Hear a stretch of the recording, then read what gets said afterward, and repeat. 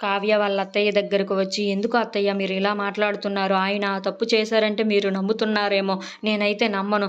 నేను నమ్మేదాన్ని కాదు. ఎందుకంటే ఆయన అటువంటి తప్పు ఏమీ చెయ్యరు. కానీ మీరేమో ఏం చేస్తున్నారు? ఈ ఇంట్లో నుండి బయటకు పంపించేయాలనుకుంటున్నారు. ఈ దుగ్గిరాల వంశానికి చెడు చెయ్యాలనుకుంటున్నారు" అని చెప్పేసైతే అంటూ ఉంటుంది. ఆ మాటలు విన్న అపర్ణదేవి అయితే చాలా కోపంతో, "ఛీ ఆపు! నువ్వేం మాట్లాడుతున్నావు నువ్వు?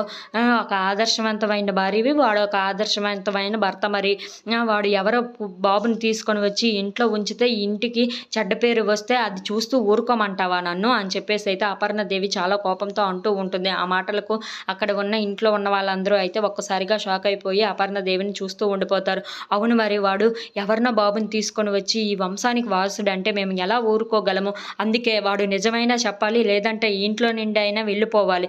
నువ్వేమో ఇక్కడ నీతి కబుర్లు చెప్పకు. నా దగ్గర నువ్వు ఎక్కడి నుండి వచ్చావో ఎలా వచ్చావో నాకు తెలుసు. నువ్వు అలాంటి దానివి నువ్వు నా ముందు ఎదిరించి మాట్లాడుతావా అని చెప్పి, నువ్వెంత నీ బ్రతుకెంత అని చెప్పేసి అయితే కావ్యని తిడుతూ ఉంటుంది అపర్ణ. ఆ మాటలు వినగానే అక్కడ ఉన్న ఇంట్లో ఉన్న వాళ్ళందరూ అయితే, ఏంటి ఇలా మాట్లాడుతుంది అపర్ణ అని చెప్పేసి అయితే అనుకుంటూ ఉంటుంది. ఇంతలో అక్కడ ఉన్న రాజుని చూసి, "రాజు, నీకు ఇంకా 2 రోజులు మాత్రమే గడువుంది. ఈలోగా నువ్వు ఆ నిజమేంటో చెప్పి ఇంట్లో ఉంటావో లేదంటే బయటకు వెళ్ళిపోతావో అది నీ ఇష్టం" అని చెప్పేసి అయితే వెళ్ళిపోతూ ఉంటుంది. If you like this video please subscribe.